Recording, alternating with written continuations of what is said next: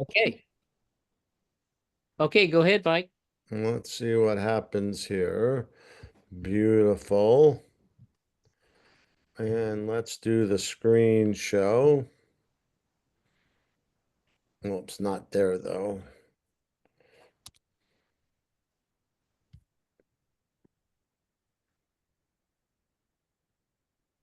All right. Well, hey everybody. Thanks for being here.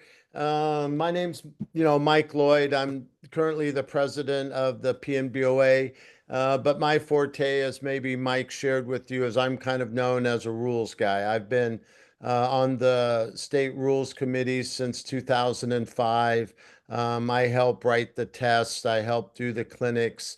I've always felt that knowing the rules as officials is what sets us apart from the coaches, the players, the fans, and having that rule knowledge it actually gives me confidence out there that when I blow my whistle and make that, foul call or violation call, that knowing that I know the rules and they don't, they can yell and scream all they want, but I know that in general I've got the play right, the rule right. It's not always 100%, and sometimes I get booed because yeah, I just made a crappy call, but you know that's far and few in between. And what like I said, what sets us apart is having that rule knowledge. So Mike asked me to talk to you guys about Rule 7 and 8 specifically. Seven's the out of bounds and the throw in, and Rule 8 deals with free throw administration. Um, but anytime any of you guys have any kind of rules question, or you got something on a test or an interesting play that happens, when you go work the games, have your rule book and your case book in your bag, because at halftime you can kind of look something up if something quirky happened. Or you always feel free to send me an email, give me a call, and say, "Hey, Mike, we had this play happen. Did we adjudicate it correctly?" And I'll try to give you the best help that I can. But it's always helpful for me is, if you have your case book and your rules book handy with you when you have those conversations, because that's what's going to get you the right references, is knowing in there. Don't always for me, I had people would tell me, well, this is the rule. And I would say, well, let's look it up. And there were many times where what they said wasn't what the actual rule was. So the way you get good at rules is by looking in this book, not by talking. Make sense? Yep. Perfect. So, um, let's do this. All right. So, Rule 7's the out of bounds. Let's see. Is that green line showing up in there? Does this look okay? You guys can see the screen okay? Oh, I I just see a see black the screen. banner for it. It says PNBOA Apprentice Training Rules 7 and 8. Yeah, same. It says sent Uh, to my You don't Mac. you don't see Rule 7 out of bounds and throw in? Did you send it to me, No, Mike? No, I did not. I have it running on my computer. I don't see it. Does anyone else see it? You see No, a PowerPoint right now? no, I'm saying the same thing no, Michael's it's just a saying. banner we see. The banner says Rule 7 and 8 saved to my Mac. Uh, well, that is odd.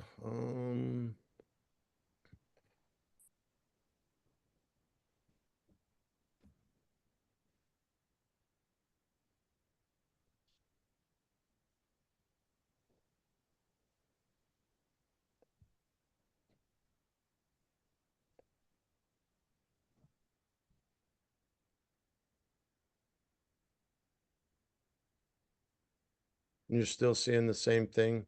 Yeah, correct. Mike, I guess I can send it to you real quick if you'd like. Okay. That is odd that you can't, because it says I'm sharing. Okay, and that's okay. You're recording it.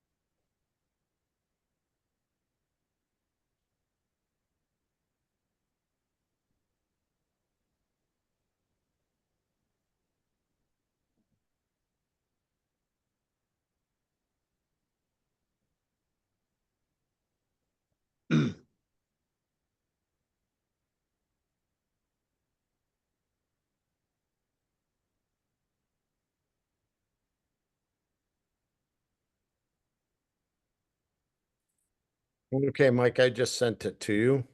Okay. To my email. Yeah, to however you sent this invitation out. I replied to your invitation. Okay. Unread.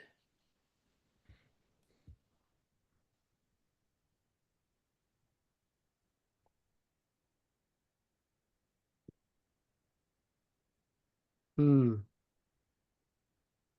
Yeah, it says no new messages. Might take a second. I just sent it. Yeah, this is to the apprentice at pnboa.org.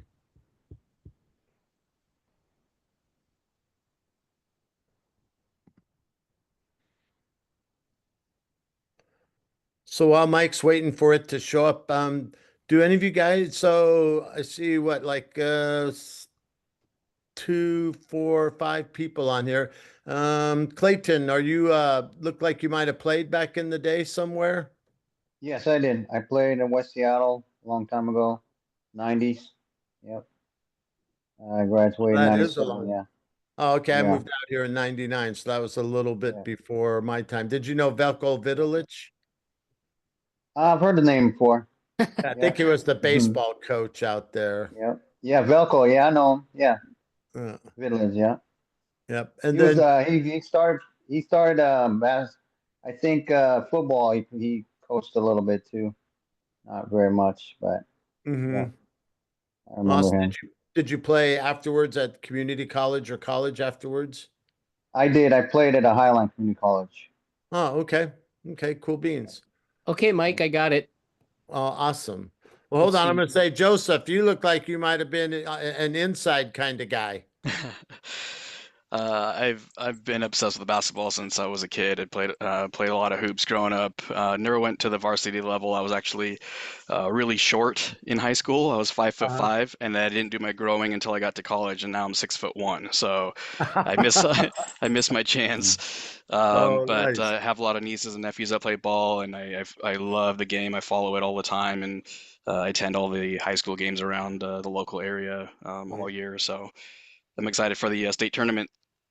Yeah, I'll be there this week as well, watching it. Nice. The biggest thing I'll tell you is, watching the game on TV and listening to these commentators, I'm going to tell you, they do not know the rules. And the worst one is Mhm. Jay Bilas. He is horrible. And especially, what you see on TV in the NC2A and in the NBA, those rules are not what high school is about. Like a lot of spin moves actually in high school are actually traveling is what you'll learn because traveling in high school is all about the pivot foot, how you establish it, and what you can do once you've established the pivot foot. You can lift it to shoot or pass, but if you lift it to start a dribble, that's a travel. If you replant the pivot foot, it's a travel. So it's actually I'm kind of learning, because I do another sport, I do volleyball. We actually expect high school ball players to be better players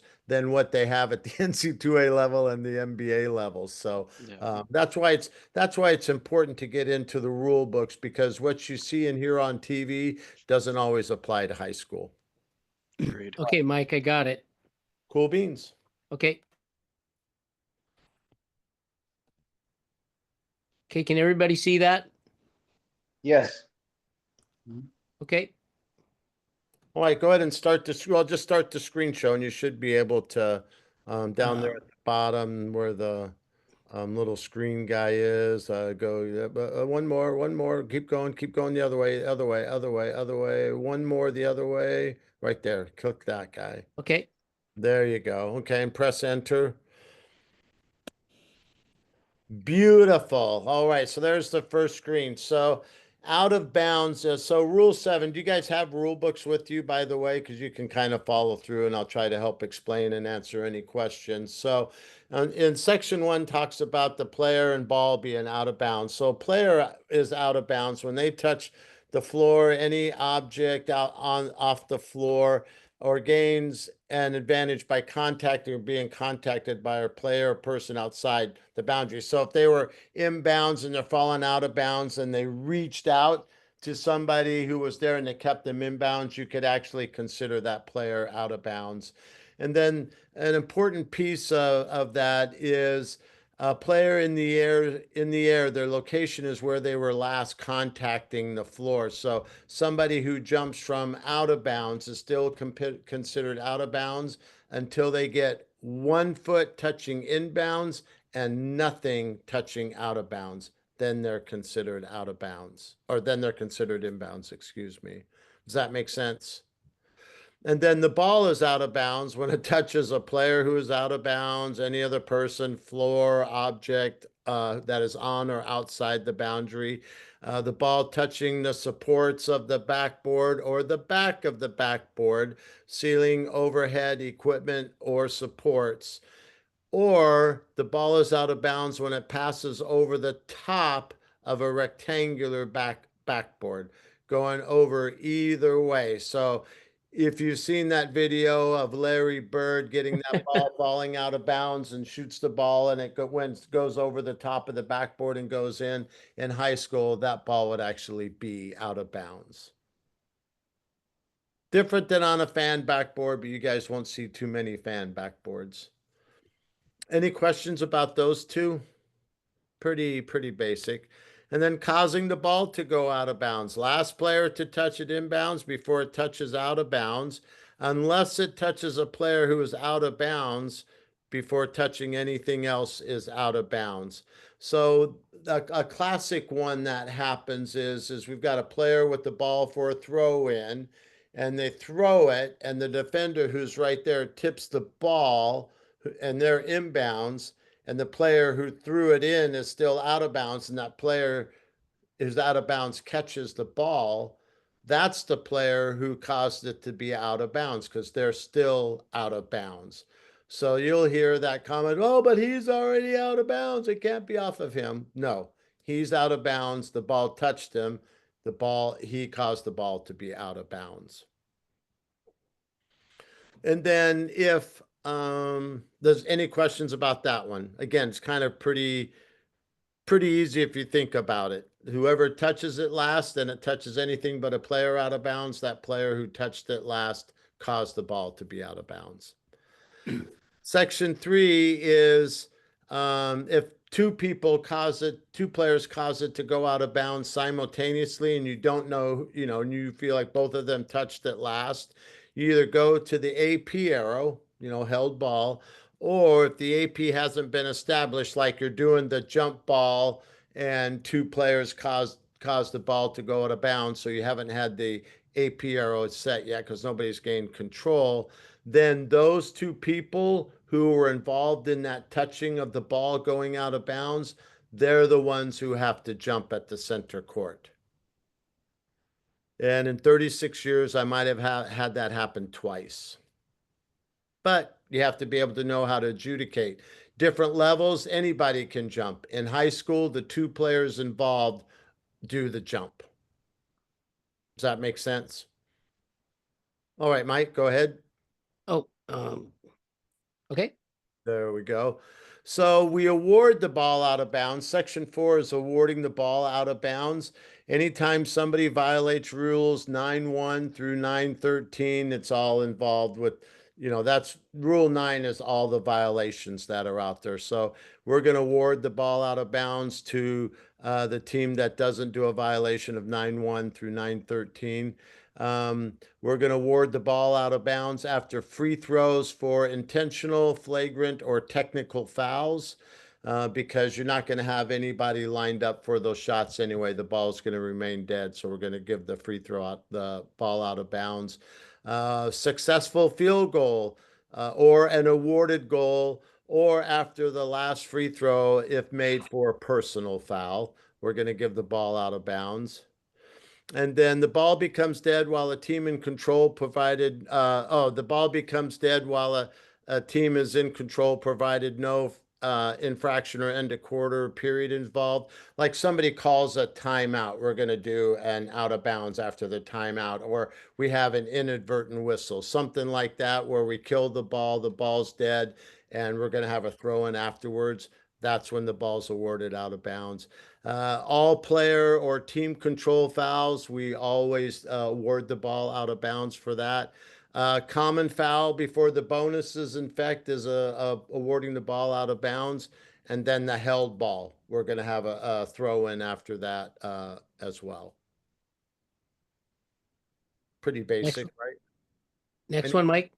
Yep, next one.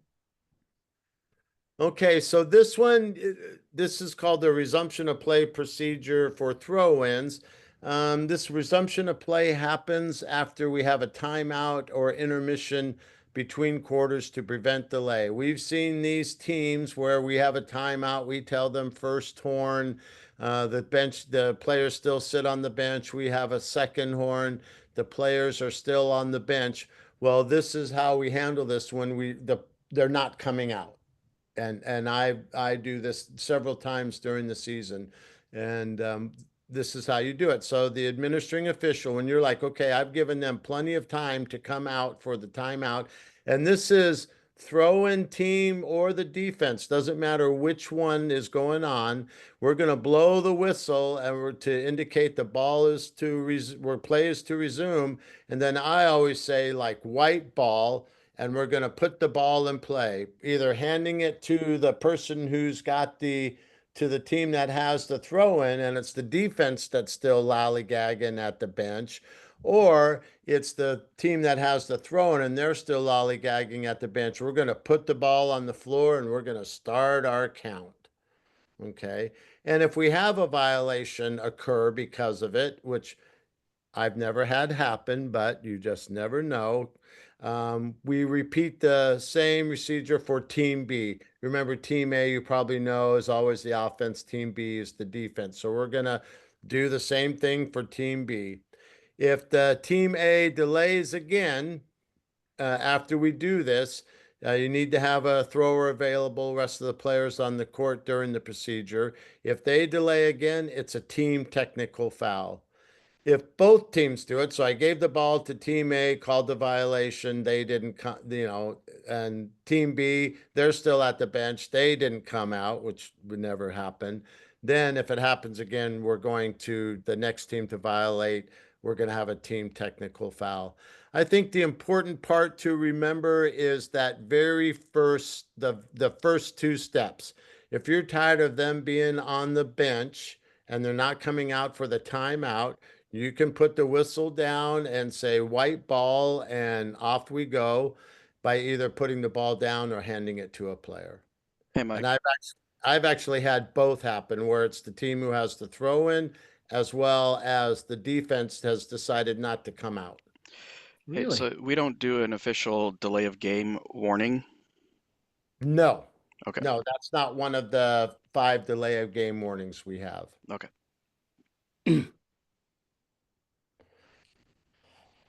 And it's also a little bit different than, the halftime's over and the team is still in the locker room. That one you're actually going to put another, have the timer time a minute. And if the team doesn't come out after that extra minute you're giving them, then it just goes straight to a technical foul. But Oh, wow.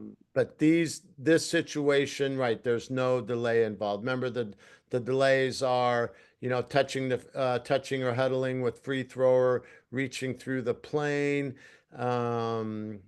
playing with the ball after a made shot, not having the court ready, like somebody got water on the court during the timeout. Now you're having to spend time cleaning up the wet spot. Or this year's a new one. If you called that traveling on A1 and A1 doesn't like it and they kind of throw the ball off to the side, you can actually give them a delay of game warning for not giving the ball promptly to a referee. And that's 448 in case you're looking in your rule book. All right, next one. Oh, All right, so resumption of play for the throw-ins continued. So out of bounds violation, we're always going to have a designated spot to where the ball went out of bounds. Front court, back court, we don't care. If the ball's out of bounds, we're putting the ball in play where it went out of bounds. After a violation or foul by either team before the bonus or any other stoppage, timeout, inadvertent whistle, anything like that, then it's a designated spot determined by location of the foul or violation or the ball. In the backcourt, it's a designated spot nearest the violation, and I've got a diagram coming up to show you. But the front court, which is a new rule change last year, you have 4 spots that you're going to put it in, whichever one's closest, either one of the 28-foot marks on either side of the sideline court, which is where the coach's box is located, or the 3-foot spot near the lane line if the ball is going to be put in play there. Used to be the same as backcourt, always closest spot. So it could have been all the way out on the sideline or all the way down on the end line for all these fouls or violations. But now we just have 4 spots for the front court throw-ins. Throw-ins should never be administered in the lane area. So if the ball goes out of bounds through the free throw lane, we're always going to bring the player outside the lane line and administer the throw in there. Don't get in the lazy habit of giving the player the ball if they're staying inside the lane. Take the time to bring them out. Hey, come on out. And, one thing I always tell them is when they stand there waiting for me to bounce them the ball, I look at them and I say, the backboard plays defense. You don't want to do throw-ins there. So it brings them out to the side. And usually they get the little light bulb above their head and it makes sense. I don't know why coaches don't teach their players to take the ball outside the lane line, but that's on them. And then we also have a designated spot at the division line for all our AP throw-ins to start the second, third, and fourth quarter. They're going to be at the division line opposite the table. And then after we have technical foul free throws, we will also take the ball out of bounds at the division line opposite the table. Say, Mike, Yes, sir. can you address bouncing the ball across the Oh, I think that's in the next slide. Oh, okay. Let's see if it's there. There we go. My first bullet, Mikey. So this is throw-in administration. So there's a process to administer the throw-in. So the official shall hand, and normally we always should hand it in at the front court end line, or bounce, and we can do a bounce anywhere else, sideline or backcourt throw-in. I think it's always good to bounce in those situations because it gets us away from the person throwing in. On the front court one, I think why they don't want you bouncing it to them is because everybody's already close and you bounce it and they fumble it and it doesn't go well. This way, at least if you're handing it to them, they've actually got the ball. So front court end line, hand the ball or bounce it to them, and a nice athletic bounce. You guys played the game before, so nice athletic, like I've played this game before, I can do a bounce pass. Don't do the little flip the ball to them or a little soft little bounce pass where the ball bounces 2 or 3 times before it gets to them. Nice athletic bounce pass. The throw-in begins when the ball is at the disposal of a player of the team entitled to the throw-in, and once it's at their disposal, the thrower has to release the ball within 5 seconds after the throw-in begins. So, we see that play near the end of the game where the thrower has the ball and they put it out on the court and they're rolling it up the court and the guy is like kind of walking with it so that the clock doesn't start. Once that person released the ball for the throw-in, the 5-second count is done.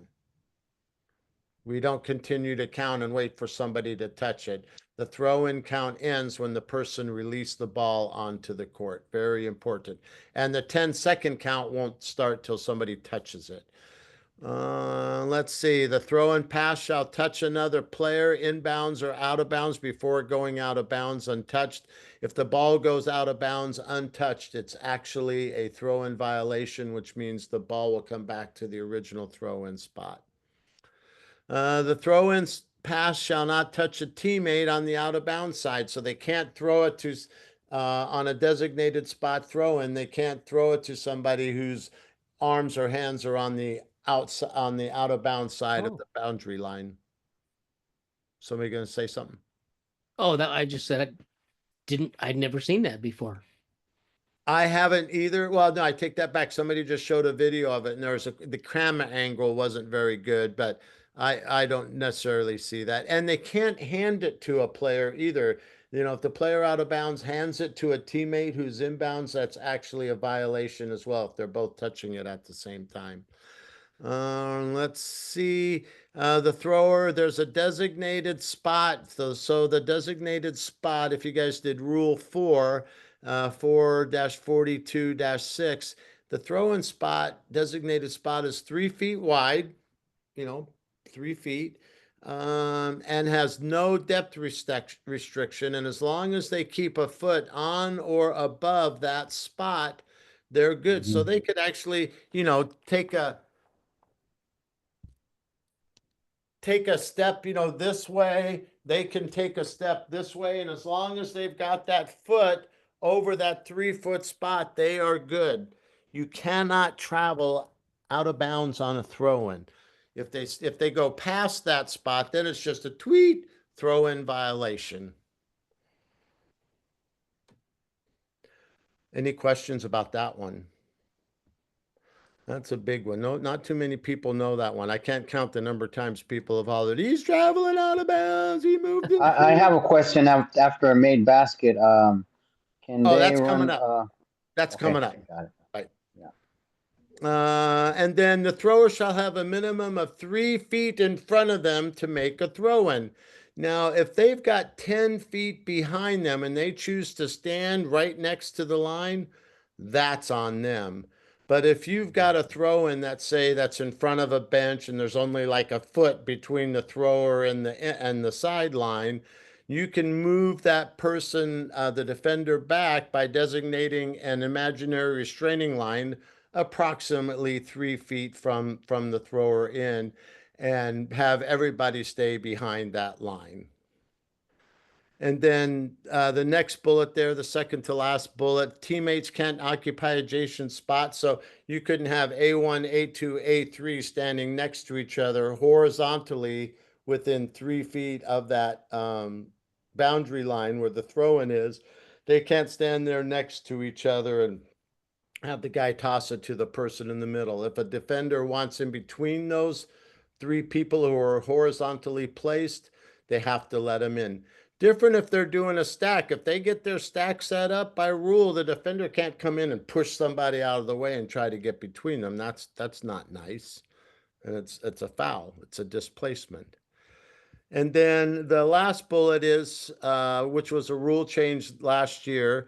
When the throw-in is administered to the wrong team, officials can correct it until the first dead ball or team control has ended. So I give the ball to A1 for a throw-in, and it's actually Team B's ball.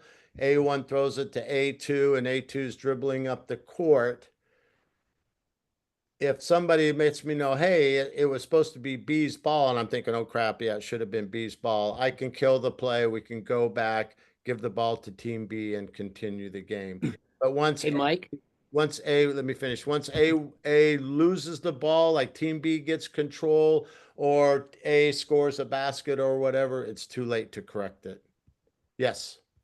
So if that happens and they've started the clock, do you reset the clock? Yes. If Okay. you have definite knowledge of what the time was. Okay. I think there's actually a casebook play for that. The casebook is your other friend. The casebook and the rule book, they go hand in hand. If you want to find, something about rule 4-44, you go look at the casebook, and they've got a whole bunch of 4-44 plays. So the casebook and the rule book really go hand in hand together. Any questions about that one? Okay, next one, Mikey. Oh, did I miss one? Go ahead, go up one more. I wonder if I accidentally deleted it. Yes, okay, go back and back. How do I go back? Press the delete button or backspace. There we go. Okay, hold on a second.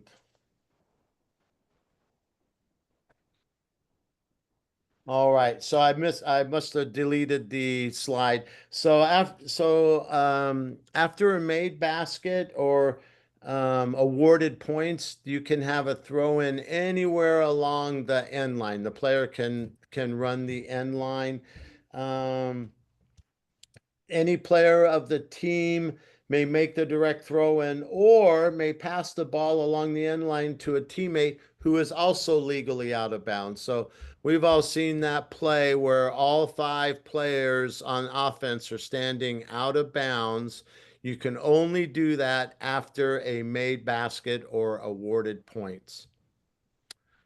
And once they do that, the 5-second count still continues, even if A1 passes to A2, who's legally out of bounds, who passes to A3, who's legally out of bounds, your 5-second count continues. But on that's the only time when all the players or any number of players can be out of bounds for anywhere along the end line throw in after a made basket or awarded points. Got it. So did I answer that question you're going to have, Clayton? Yes, and also about the 3-foot allowance on a made basket. Do they have a 3-foot allowance, or can they just run the baseline? Oh, no, they can run the baseline. So anytime after a made basket or you award points like on a goaltending or basket interference by the defense, they can run the end line. And then if after that made baskets, let's say they're running the end line and the player throws the ball in and team B either kicks the ball or before the throw-in ends, we have a foul by the defense. And the ball's going to be placed back at that end line, the team still retains the right to run the end line. Otherwise, a team could actually foul on purpose and change it into a designated spot throw. And so we don't allow that to happen. They can run the end line even after a foul if the previous throw-in was because of a made basket or awarded points. And on that note, you can also pass the ball in the end line to another player that's out of bounds, correct? When they're able to, okay. Correct. They just have to be out of bounds when they do it. They can't throw it to them and the guy's jumping from, inbounds, catches the ball and lands out of bounds. That's they've got to be already out of bounds. Okay. Great question, though. And let's see.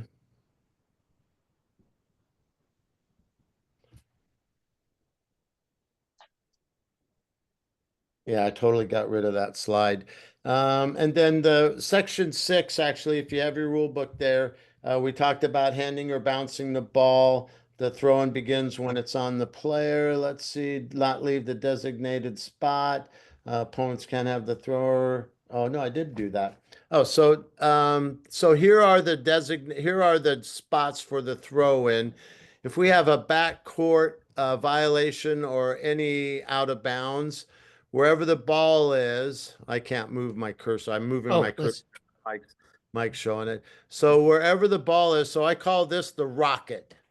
Anytime this happens where the ball or foul is inside the rocket, you're going to take it to the end line, closest to where the action occurred in backcourt. And then everything else goes to the sideline, again, closest to wherever the action worked. On the front court one, you're either going to be and it's a front court throw-in for the offense. You're either going to take it to the 28-foot mark on the sideline or the 3-foot mark at the end line on anything that happens inside the rocket. So if we have an out of over and back violation, then Mike, and the ball is being awarded in front court to the new front court, we would take it to the 28-foot line, right?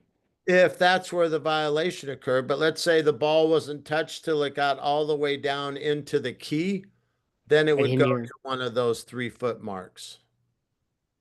Yeah, that's right. I forgot about that one.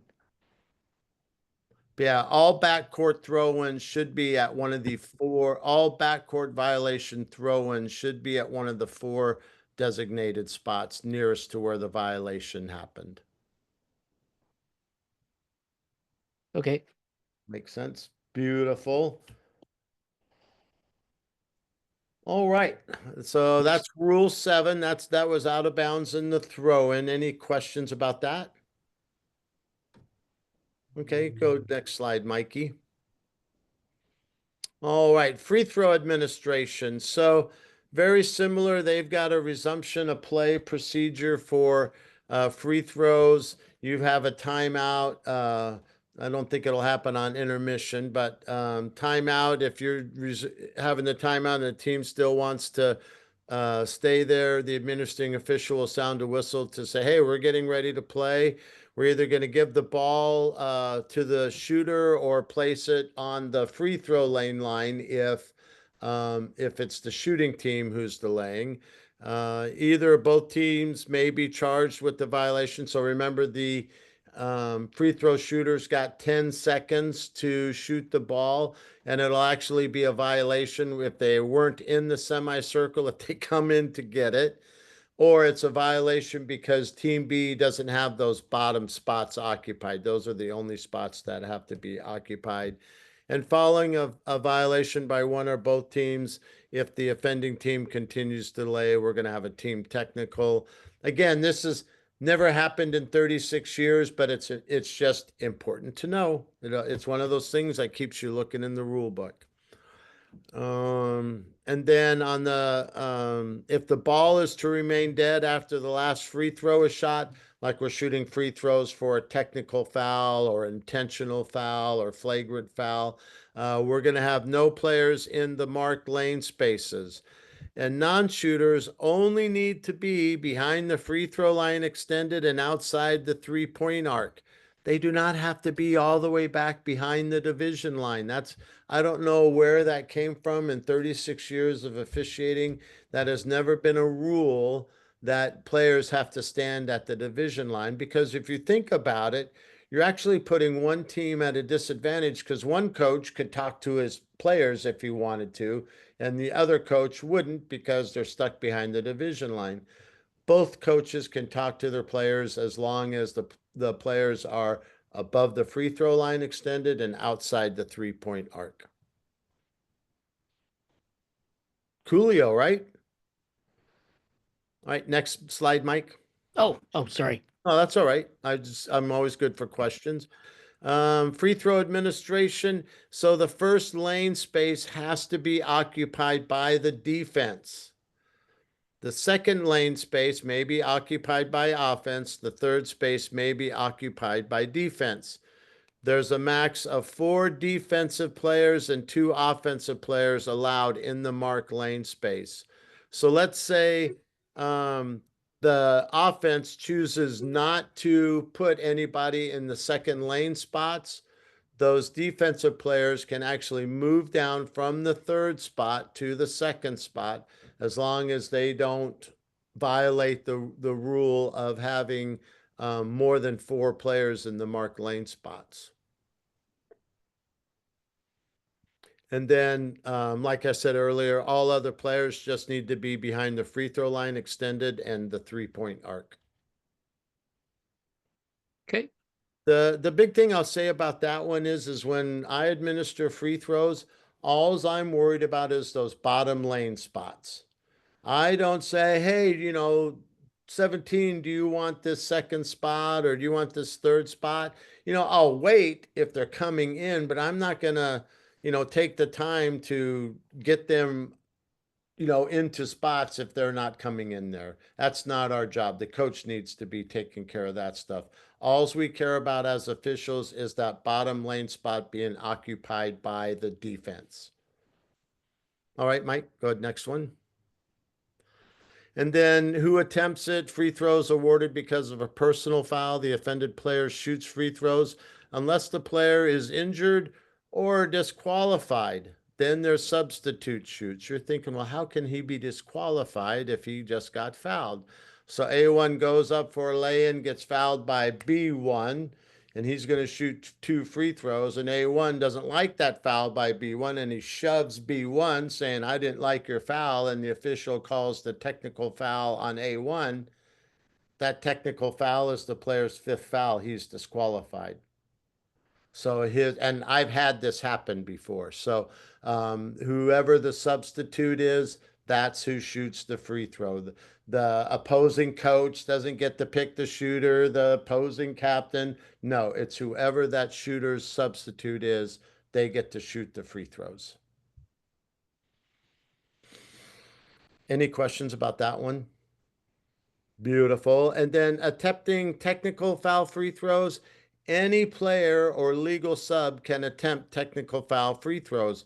And actually, you could have A1 attempt the first technical foul free throw, and he chunks it. The coach could have A2 shoot the second one. Anybody can shoot the technical foul free throws. 10-second limit. They have to attempt the try within 10 seconds when the ball is at the disposal of the shooter.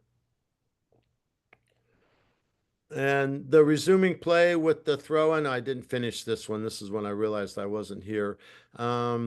Resuming the play with the throw-in, that has to do with, after a field goal, if the try is for a personal foul other than intentional and is successful, we're going to have a throw-in by the team that didn't score.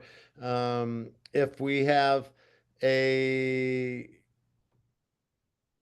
free throw for the technical foul or intentional foul, like I said, nobody's going to be on the line, and the team's going to get a throw-in at the division line opposite the table. And then if it's an intentional foul, it could be anywhere in the backcourt where the intentional foul took place, or one of the 4 designated spots if the intentional foul took place in the front court. So A1's going up for a lay-in and just gets hammered by B1, and you come up with the intentional foul. A1 shoots the intentional foul free throws. So other than technical foul and intentional foul, the offended player has to shoot the free throws unless he's injured or disqualified. So A1 went up for that lay-in, got clocked by B1. Official comes up with the intentional foul. A1's going to shoot the free throws, and then Team A gets that throw-in at that 3-foot mark at the end line. So intentional foul throw-ins are handled differently than technical foul throw-ins. Clear as mud? And that Very might be my last. Let's see. Hit the thing. Okay, that was it. So the last section is section 6, and it talks about the resuming play differences. So if the free throws for a personal foul other than intentional or flagrant, and the last free throw is unsuccessful, the ball remains live. So that's like your normal free throws you see. If the shooter misses that last free throw, hey, ball's live, get the rebound. When we're administering free throws, we don't need to step in and say, all right, 2 shots, the first one's dead, we'll play the second one, here you go, all this stuff. We just step in and we say 2 shots or 1 shot or 3 shots. We don't need to elaborate on whether or not the ball is going to stay alive or stay dead. That's a coach's job. If there's multiple free throws for single personal, single technical foul, in high school, free throws are attempted in the order that the situation occurred. So, like I said, A1 goes up for the lay-in, gets fouled by B1. A1 didn't like it. They shoved the B1. We're going to shoot A1's free throws first, and then Team B is going to shoot the technical foul. So, quick question. A1 still gets to shoot the free throws even though he's technically disqualified. Well, no, that was in this situation, he wasn't disqualified. Oh, gotcha. Okay. So, but if A1 goes up for the foul, gets fouled, gets 2 free throws, and A1 decided to shove the guy, and that was A1's 5th foul, that technical foul, Then then a sub. Then the Sub would have sub to shoot. Got it. sub would Yep. have to, yep, exactly. And then, we don't shoot any free throws for anything that's, double foul, double technical, double flagrant. If it's a double foul, we do not shoot free throws for those. We go to the point of interruption. If there's team control, we'll give it back to the team that was in control. Or if there was no team control, we'll do the AP arrow. And something to remember is there is only 3 times when there isn't a team in control. Who can tell me a time when a team is not in control of a ball?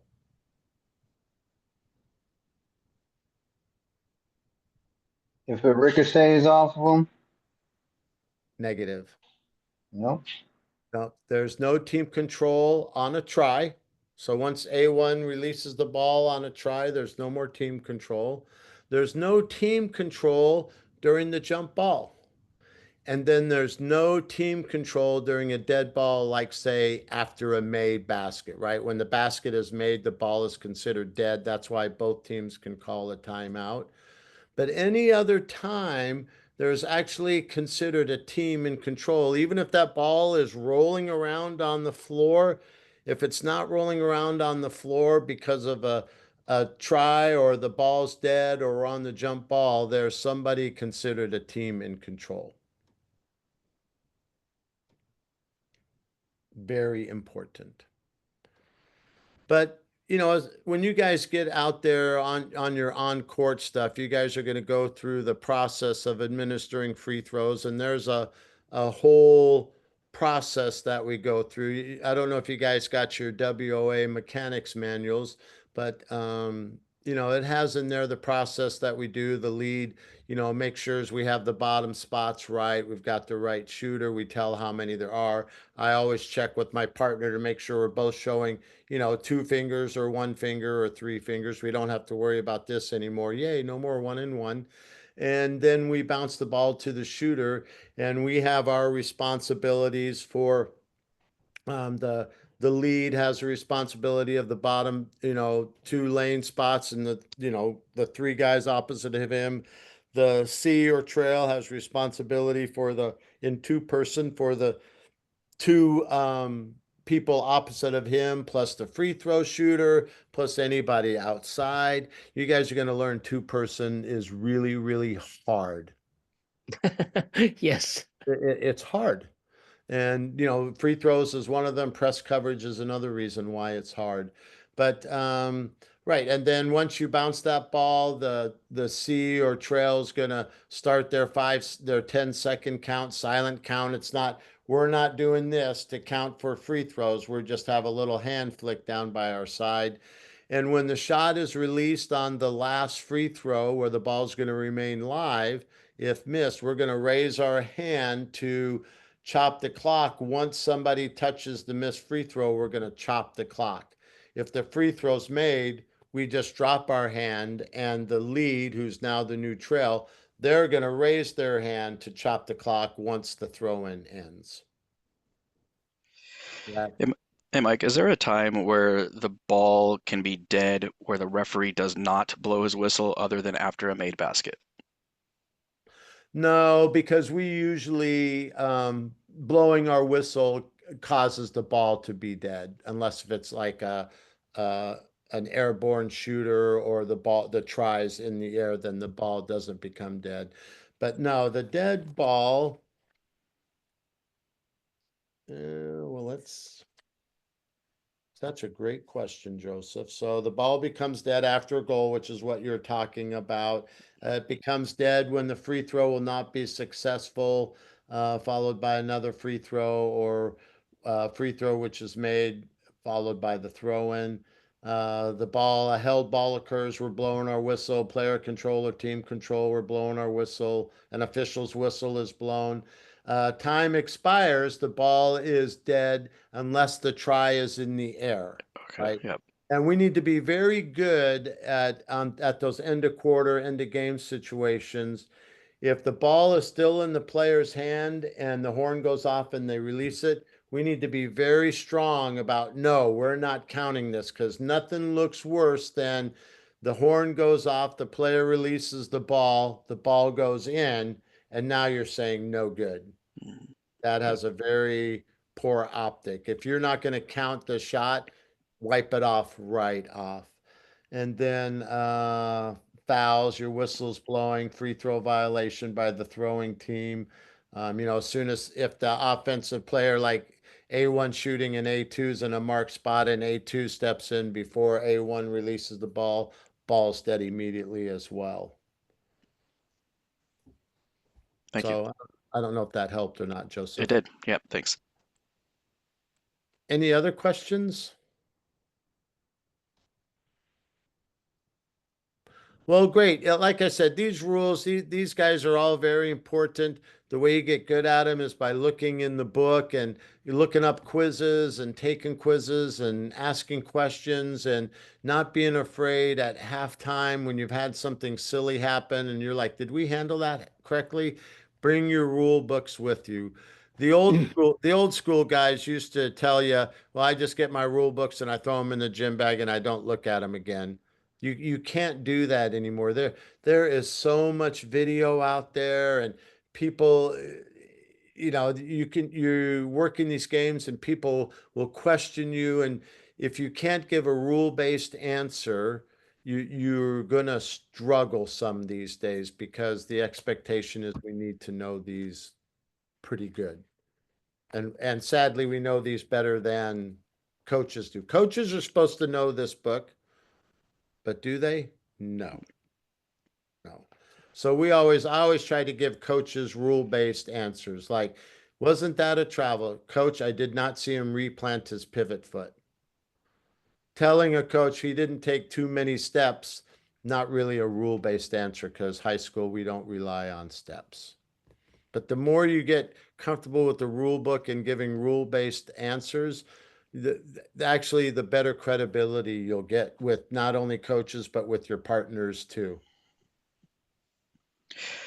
I had one more question. On the NFHS website, they have several books. One is the rule book, one is the case study book, and then they have one that's called the officials handbook. Do we need to obtain that? You should have already gotten, so here's the case book. You should have gotten this color book, right? Yep. Right. No, we do not use their officials manual. So if you, we have our own WOA officials manual where 90% of it's the same as high school, but we have our own differences like the shot clock for one thing is a big rule difference we have than what the NFHS has in here. And so once you get your Arbiter login, I don't know if Mike can get you the link to it or not, but it's an electronic officials manual that we have that has all the stuff we do for both three-person, and two-person. Yep. Okay. So Mike, I have a copy and I'll send it out to everybody. I have a PDF. did you take a look and make sure it's the current copy, Mike? Because they did not do a hard copy of the officials manual. Should say like This says second edition and then one says 22-24, I believe.